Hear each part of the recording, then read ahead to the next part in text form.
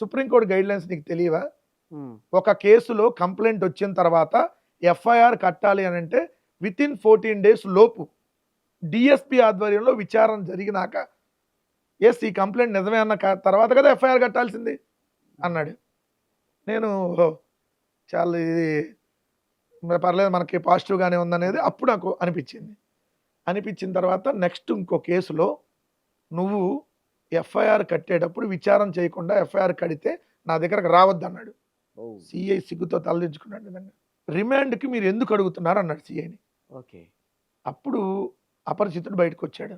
ఉమ్, అంటే పైన రాసిచ్చిన స్క్రిప్ట్ అప్పుడు బయటకు ఇప్పుడు వచ్చింది. బయటకు వస్తుంది. ఏంటి ఆ స్క్రిప్ట్ అంటే ఇతను మల్టిపుల్ లో ఉన్నాడు, ఇతనికి మీద నెంబర్ ఆఫ్ కేసెస్ ఉన్నాయి, ఇతను వాంటెడ్గా ప్రభుత్వాన్ని డిమోరల్ చేసేసి ప్రభుత్వాన్ని అస్థిరపరచాలని ఆర్గనైజ్డ్ క్రైమ్కి తెరలేపాడు. సో ఇతను కానీ విచారణ చేసి వదిలేస్తే ప్రతిసారి ఇలానే చేస్తున్నాడు, ఇతని మీద ఒంగోలులో కేసు ఉంది,